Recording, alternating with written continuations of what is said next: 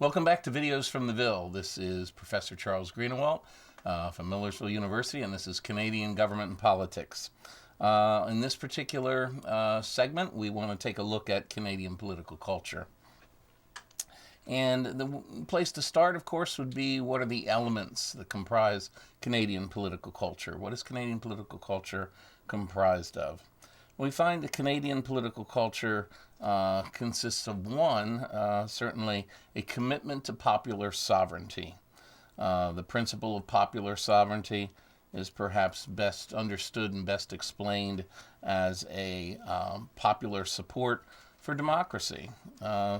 People of Canada believe that they should have a form of government that attempts to maximize the common good by satisfying the needs of as many people as possible, and that they are the ones who should select their political leadership.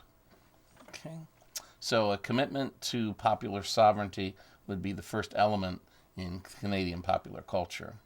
The second element in Canadian popular political culture would be political equality. There's a belief in Canada, of course, that every adult should have the right to vote, that every person should have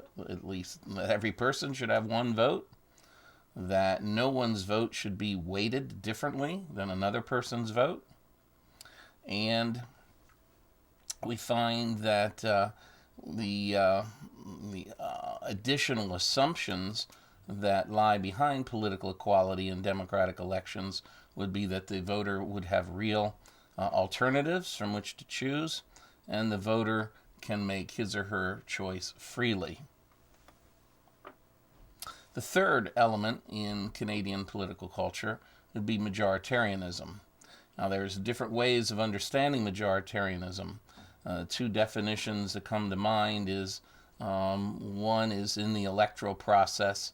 It's the candidate who gets the largest vote should win the position as a representative for his or her societal unit.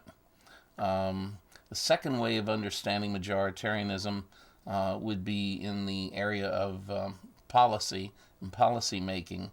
And the second way of understanding it is in the making of policy decisions. When we have a situation when unanimity is not present, the alternative preferred should be the largest number of representatives for the policy that will be then implemented. There are limits to majoritarianism, is that we should not have any violations of political freedoms. And the political freedoms in Canada resemble those that you understand here in the United States. Freedom of speech, the freedom to print or publish, and the right to assemble and peacefully demonstrate. The right to assemble and peacefully demonstrate. So those are the limits to majoritarianism, if you will, that no violations should be made of our of their political freedoms. Now, political culture in Canada is different from the political culture in America. We find the conservatism that is found in Canadian society allows them to support more collectivist tendencies in the nation, since the state is viewed as being responsible for its citizens and obligated to provide a minimal level of subsistence for them. Canada is much more in agreement with economic egalitarianism and the use of state power to promote economic egalitarianism than is true in the United States. The United States, on the other hand, is much more highly committed to social and political egalitarianism than to economic egalitarianism. Paradox with Canada is that Canada has this commitment to have a rough economic equality, but yet while they have this commitment to try to bring a greater equality of people economically, there's still a considerable amount of social inequality. So whereas they stress economic equality more than the United States does, They certainly have more of a social inequalities than you might find or would be preferable in the United States.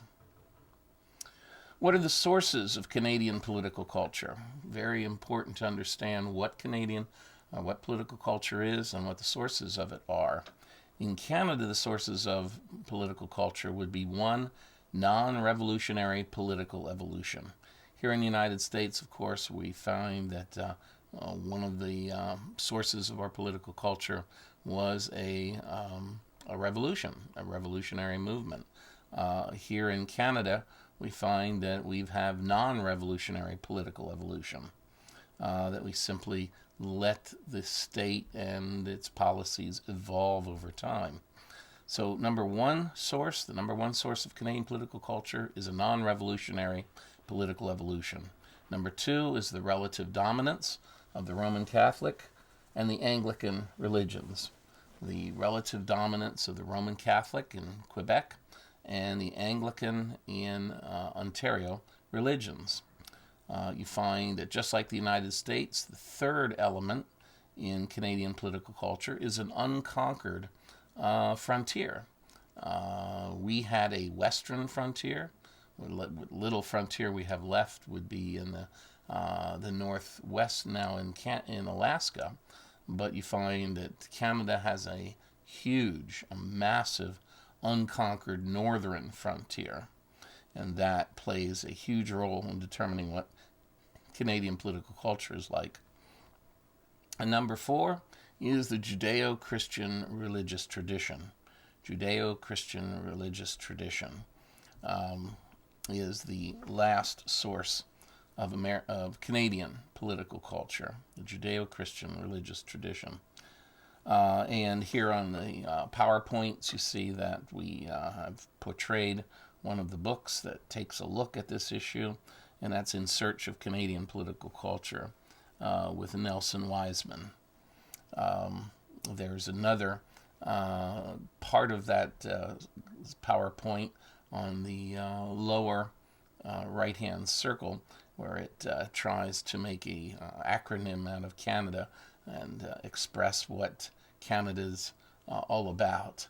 The C is cold, the A is arboreal, the N is new, A is apologetic, D is democratic, and A is awesome. The acronym is Canada.